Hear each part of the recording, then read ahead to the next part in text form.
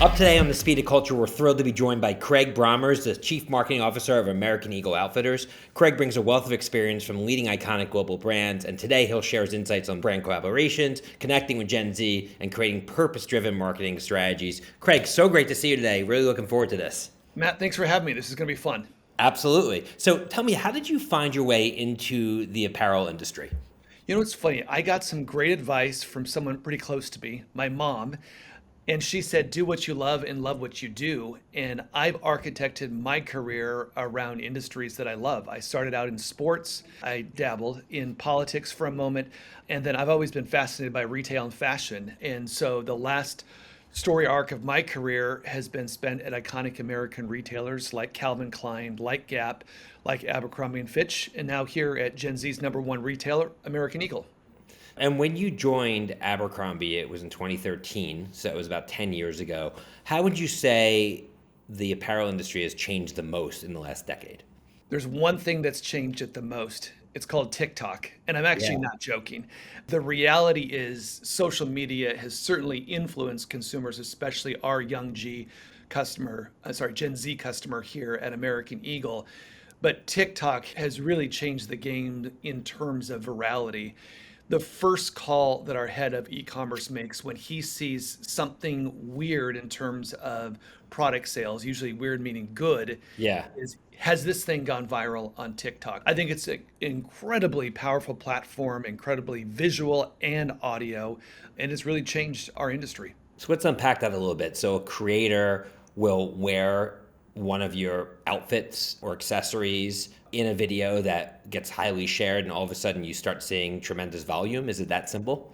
It is, Matt, and I'll give you a real life example. So Please. Alex Earl is one of the top Yeah. creators on TikTok. I went to bed one night, woke up the next morning. My phone was blowing up from other CMO friends that said, how did you get Alex Earl to say such positive things about a very specific American Eagle fit? Turns out that fit was the 65th bestseller on the day I went to sleep. The next morning, it was already in our top five sales, and Wow. that trend just basically blew up. So I think that is the power of TikTok, and certainly the power of creators and influencers and their impact on Gen Z customers. So how does that change, I guess, your prioritization when you're thinking every year? I'm sure right now you're planning for 2025. And traditionally, most brands would say, okay, we have a pot of money, and the first thing we're going to fill in our champagne tower, if you will, is mass media. So we're going to buy billboards, we're going to buy television spots, we're going to paid social. And then further down the line, you have more alternative spend. And traditionally, that's where influencers and creators have come. Is that being flipped around? Because I would imagine you have to kind of relook at your entire marketing mix based upon the anecdote you just gave me. Yeah, Matt, it's changed the way that we approach our mix in two ways. First, we actually have to be more flexible, more nimble, and make decisions way closer Be in. reactive, right? Exactly. Yeah. So if I reflect back on my personal career, when you think about places like Calvin and Abercrombie, those were high touch, high control, high command marketing roles. And now I think the flip has been switched, and my role is more around enabling and supporting not just my team, but actually our community to lead us where they want to lead us. Another real world example, late June this year, we soft launched with literally no marketing support a Snoopy Halloween collection. Again, late June, kids have just gotten out of school. You probably know what I'm about to say. That was the number one selling item on AE.com and still the top search term on AE.com. And that's through a back to school season that for Gen Z's number one market share jeans brand should be all about jeans, and it wasn't. So that flexibility, that nimbleness, and then to your point, we've really just had to continue to shove money over into paid social to take advantage of TikTok, of Insta, of Snap, and other platforms. So when you're taking advantage of a platform like TikTok, how much of it is your brands creating their own content? And what I found is a lot of brands really struggle in terms of creating content for TikTok that's really native to the platform. It looks too polished, too much like an ad. And as we both know, that's not really work. So what's your journey and experience been around creating content yourself in those platforms? Matt, our journey is that we've tried it all, and Yeah. yet it ultimately ends up that creator or customer content by far performs better than anything that we do. And so today we're roughly 90% creator led content because that's what's driving performance. It's a platform that people really want to see and hear from people that look like themselves, and they certainly do not want a slick TV like ad from a company. Now, there are other places that we do put more highly produced content, and it does work. I would say TikTok is definitely not that platform. So basically, trying to get creators to create in the platform, are you going out and trying to source them and just kind of giving them the green light to say, create content on your own? And in that regard, like how much creative control do you give them and authority? Because I've also seen brands hire creators and actually force them to create content that an ad agency would create. So how's that balance play at a brand like yours? So there's a number of different ways to approach scaling TikTok creators. One is the simple fact that we work with somewhere between 700 and 800 creators in any one given season. And I just want to drive that That's point home for insane. your listeners Wow. because scale is so important. And while we do dabble with some of the biggest names on the platform, I actually find the mid range, and I'm talking about mid range in terms of followers, is where you can really drive true results. So that's one takeaway for your listeners. Two, we are selecting creators. However, because of our brand size, because of our brand strength, we do have creators coming to us as well. So there's a natural dialogue both ways. I would say one other great platform for us is actually our store associates. If you think about it, we have 35,000 mostly Gen Z store associates. They're great creators of content for us as well. But I think as we think about TikTok and other social influencer platforms over the next year or two or three, I think scaling is going to be the name of the game. And that's certainly what we're thinking about right now. So, from an operational standpoint, how do you actually bring that to life? How do you work with 800 different creators who all have nuances about them and different ways that they want to produce content and communicate with you to make sure that you're kind of bringing a cohesive approach into the marketplace? I think one of the biggest things that I've learned in the last decade in being in one of these CMO roles is again, 10-ish years ago, high control, high command. Now, I don't want to say that we're not in control, but I definitely think that we have co creation with our customers, co creation with creators. And I and my team have to feel more comfortable about lessening that Of control. course. Well, in the Alex Earl situation, it was happening whether you wanted to or not, and it ended up being good for your brand, but you didn't have any control over it, and then you tried to take advantage of it. Exactly, Matt. So I think today we're going to the market with looser briefs, and we are not being too over controlling in terms of the content that people develop. Because I think when brands do that, at least Gen Z, but I think all customers see through it. And I think that you're working with a creator so that he or she or they are bringing something to the market that feels uniquely themselves. And I think that that feels like a right source of success for us. Yeah. So we've talked a lot about creators, but you also are working with more, I guess you can call traditional celebrities. You have Live Your Life campaign where you're working with sports stars like Coco Gauff and Trevor Lawrence. You have a big collaboration with Timberland. Tell us about those campaigns and what the role is of more traditional celebrities in sports and entertainment as part of your overall approach. You're nailing on the head on one thing. I think what we found the key to our success is that we have to do it all. Yeah. We don't just do micro influencers or mid-range influencers. We actually do have to still work with people that are cutting through culture and are really, in fact, driving culture. I think as you reflect back on our fall campaign, which was this Live Your Life brand platform launch, I think you'll notice that athletes are something that we are leaning into more than ever. I think fandom and fashion have collided. Yeah. And athletes, whether it's through tunnel walks or what they're wearing on the court, or for us, just importantly, what they're wearing in their daily lives, has become a public source of fascination. And that's what led to our work with Coco Gauff and Trevor Lawrence. I also think that Gen Z is streaming more than ever, and that's why we're working with talent from Outer Banks, talent from The Summer I Turned Pretty, talent from The Walter Boys. These are all the top streamed shows on Netflix, on Amazon, and on other platforms. And so while they're I guess, more traditional air quotes than creators and influencers, they still feel different from where we were as a retail industry 5, 10, 15 years ago when you were really being driven mostly by film, sometimes by music.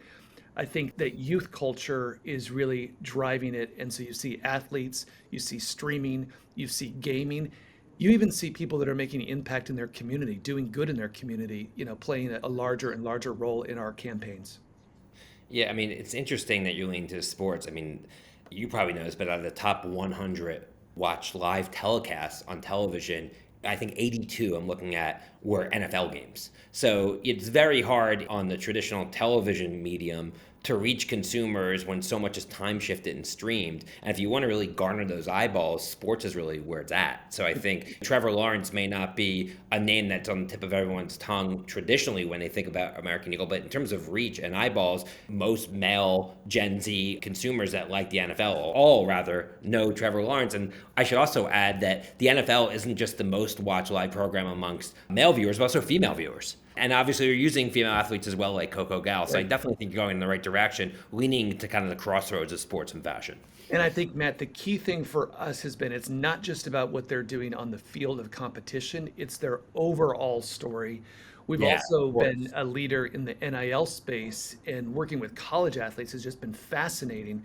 Fascinating. Why? Because the typical college football and men's college basketball stars, well, perform fine, are actually not our best performers. The best performers tend to be female athletes in more niche sports, and they tend to actually be great creators of content themselves. And again, our audience is finding their stories more interesting than necessarily their accomplishments on the court or on a field.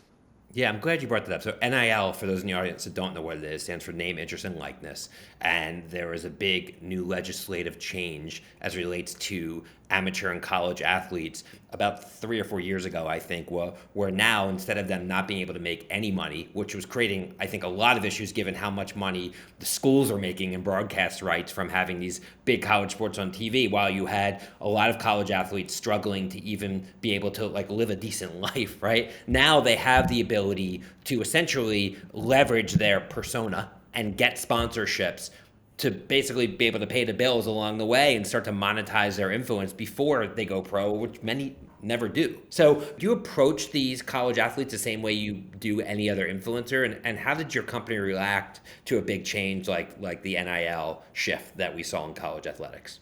You're right, Matt. We do look at them as creators and influencers, but people that happen to be athletes. I also think these college athletes in particular, are so fascinating to our audience because Gen Z is the ultimate hustle generation. Yeah. And when you look at these college athletes, think about everything that they're juggling. Of course, they're competing, but they're students as well. They're often active in their local community. Now they're business people as they're signing NIL deals. But that hustle, I think, is really attractive to our general Gen Z audience too, because individuals within this generation cannot be defined maybe like a Gen Xer like myself was. You are an athlete, or you are in a band, or you are a student. There are all these things. And so I think student athletes have really hit a nerve in a particular way that maybe a typical influencer does not. So, just shifting gears a little bit, you had mentioned retail and you had mentioned the opportunity to kind of leverage your retail associates as ambassadors, which obviously makes a whole lot of sense. American Eagle's unique company because you really do define omni-channel. I believe like it's nearly 50-50 split in terms of sales and revenue between digital and retail. Many from the outside that aren't familiar with your business would probably think, especially given the Gen Z target, that it'd be far more e-commerce at this point. What has been the draw and the staying power of your retail channel, and how are some new ways you're leveraging it besides the great strategy of turning your associates into ambassadors? Well, remember, Matt, high schoolers and college age students who are our core demographic are social creatures. Yeah. And yes, they're on social media. They are all the time. They obviously always have their phone on their body. But the reality is they're social creatures and want to get out into the real world. And certainly we saw an acceleration of that trend post pandemic when these kids unfortunately were locked up for a little bit longer than they ever wanted to be. And so I think that we see stores and stores traffic really driving some of the success of our business, and yet we're still continuing to see exciting growth, double-digit growth Yeah. on our e-com platform as well. And so I think the mentality that we have is wherever, however, with whoever our customer wants to engage with our brands, we'll be there for them. And that's why, we dabble into things like social commerce. We've had an American Eagle store inside of NBA 2K. That's obviously one of the bigger games on the planet. Yeah. So we've been on Roblox selling things. So I just think that you have to find these interesting ways in, because retail is not just about retail anymore. Retail is as much the entertainment business as Right. it is the retail business. And I feel like our competition is not just the normal retailers that one finds on a mall or in the high streets. It's actually attention. And so that does mean streaming, gaming, and other things. And in terms of just the overall category, there's been obviously huge growth with these new types of fast fashion players that don't care so much about quality, but they really lean into price, like Temu and Shein. What is your take on the rising popularity of those platforms, and what does it mean for the future of your business? What I've seen in my career is a Yeah. cycle where certain fashion players come and certainly make an impact in a moment, but they don't usually survive. And I think that this Gen Z audience, and certainly Gen Alpha behind it, are becoming smarter. That I'm just going to go there, that Shein and some of these other ultra fast fashion players are not good actors for workers, not good actors for the planet. And I Yeah. think that where we come in is we want to tell that quality story. We want to tell the story about how we're making progress in terms of how sustainable our products are. We want to tell the story of the impact we're making in local communities through things that we're doing, like the launch of the AE Foundation, which is really helping to tackle this mental health crisis with today's youth. So I think really every good story has a good villain. And I think that when you have someone to compare and contrast yourself with, that can lead to success for your brand. And I think that we're going to tell that story pretty aggressively in the coming years. And I think that our customer base is really tuning in. Yeah, it's well put. So you'd mentioned earlier Gen Alpha, and of course, Gen Z was defined as the first generation to grow up with the phone and specifically the iPhone in the household. And obviously, that changed their entire media consumption habits, which led to them really spending so much time browsing and ultimately buying on social platforms, which is why creators are so important for you. Gen Alpha is the first generation that's going to grow up knowing no other world where AI exists. So the only world that Gen Alpha knows is a world with AI. So it's going to be a completely new type of consumer based upon that. Given that, what role do you think AI is going to play in shaping your business, both from a consumer experience and marketing and product development standpoint moving forward? I think when I reflect on my retail marketing career, I'm thinking that .com e-commerce was one of the massive shifts. Yeah. Social media, which we talked a lot about, the next massive shift. And then I think AI will be, in fact, the next massive shift. Listen, we're already pretty aggressive in what I would call below the line use of AI, especially when we take a look at planning and executing media. And the results have been super impressive. Our ability to hyper target someone in a much more efficient way has really paid dividends. We're both excited and scared to death on AI above the line, but we are very actively taking a look at what it could do. The interesting thing when you think about the brand values that both American Eagle and Aerie bring to the market is we've been about real people. Our sister brand Aerie talking about no retouching on women. The Right. American Eagle brand really talking about being yourself, whoever you are, embrace yourself and go out and live your life. I think how we use AI tools to build on our core brand value is going to be interesting, going to be tricky, but I think that we will absolutely embrace this new AI future. And I'm fascinated as CMO just to see what could come out of this. Absolutely. One area I think you're going to hear a lot more about in 2025 is just personalization. Mm. Because I think the days of everybody getting the same email newsletter, for example, are going to be over, because what you'll be able to do is the more information, especially a company like yours that has the benefit of selling direct, both through retail and online, you're going to be able to harness so much first party and zero party data about your customer base that you're going to know exactly not only the products they're into, but what are their interests? Are they into Trevor Lawrence? Are they into Timberland? Are they into Alex Hurl? And you're going to be able to kind of ramp up that type of content in your messaging to them. So Joe Smith and Jen Smith sitting next to each other are get two completely separate messages. And I think that's going to really allow you to be more of a content creator and be much more effective in the way that you build your brand amongst your consumer base. Totally, Matt. And listen, we're already on that road of I'm personalization sure. in many aspects. I know that if you or a family member has just bought a certain product, you're most likely to buy this next, and we're going to hopefully market to you in a way that both of us will find value from. But to your point, we're just scratching the surface. I think this thing just continues to accelerate. The amount of content that will be needed to serve personalization is overwhelming, and that's probably where tools like AI will actually come and help us greatly. But again, when I reflect on Gen Z, and to your point, Gen Alpha, I mean, this is a generation that's grown up with Netflix, Spotify, Yep. Amazon, and others. And we both know that when you go to those home screens, it's already personalized all the way down to the creative tile that you see for a show like 100%. Outer Banks. I could be served, one character, you could be served another. So I think that we're going to have to, as an industry, meet that challenge because it's going to be an expectation of consumers that are going to continue to play a larger and larger part of the buying power in this country and around the world.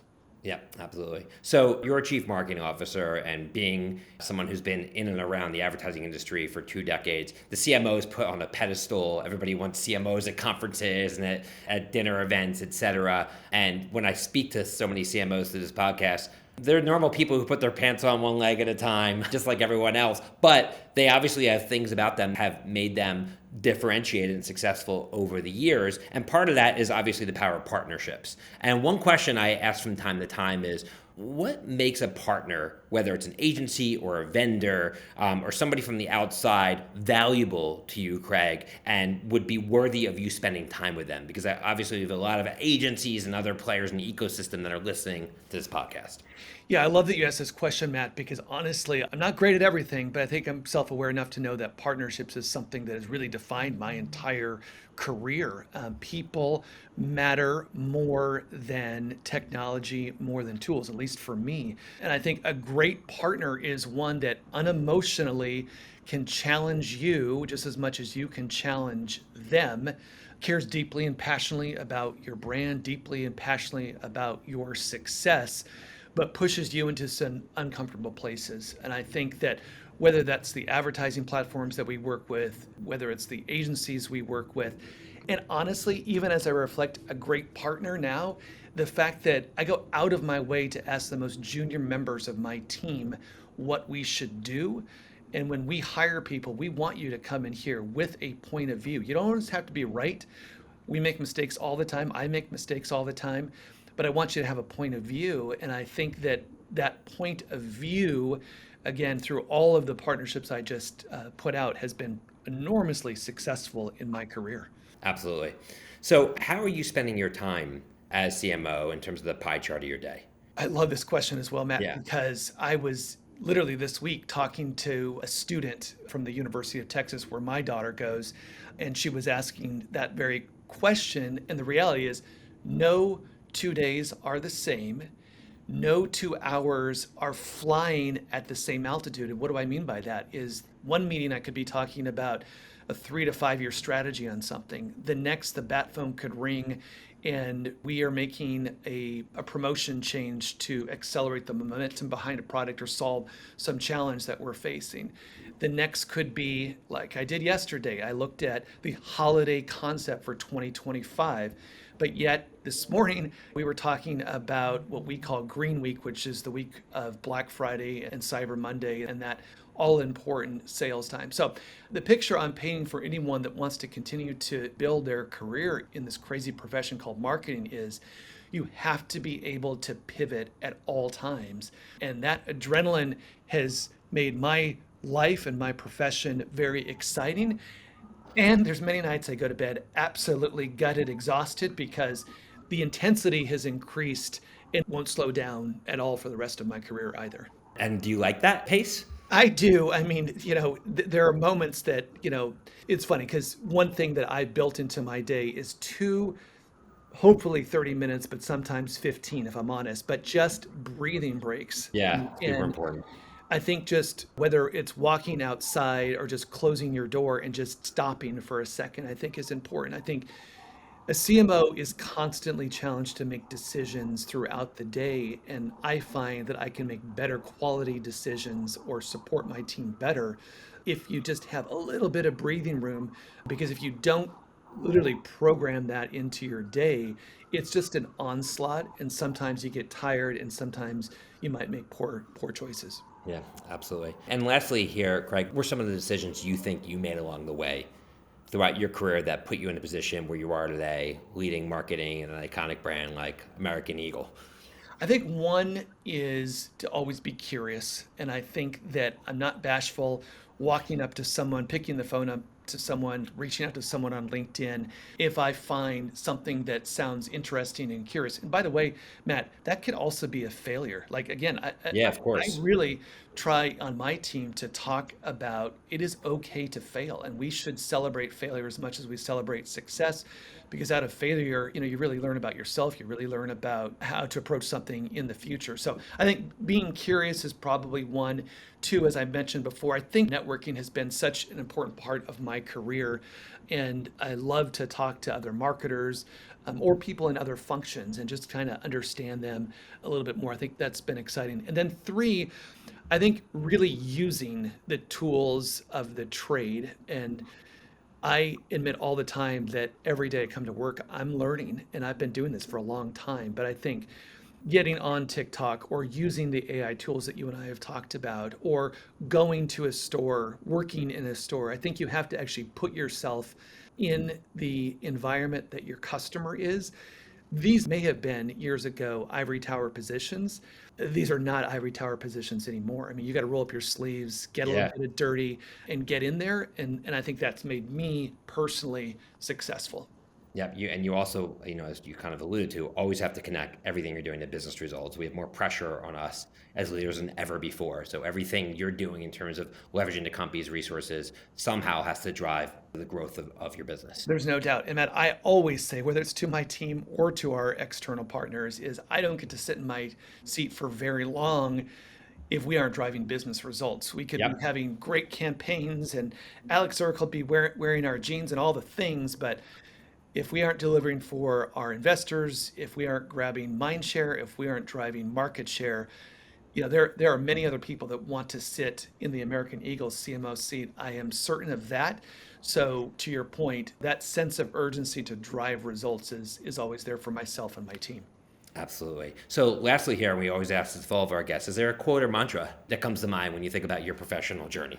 Well, the quote or mantra that comes to mind is something you and I already touched on, and that is love what you do what you love. But I mean that very deeply. I think that I spend more time working than I do with my own family and friends. And I hope to, and I have so far, architect a career where I'm having fun doing what I'm doing. That doesn't mean that we don't want to win and we don't want to compete at a high level, but I want to create a very fun environment, of course, for my team, but honestly, selfishly for myself as well. Of And course. and this right here at American Eagle has been a ton of fun.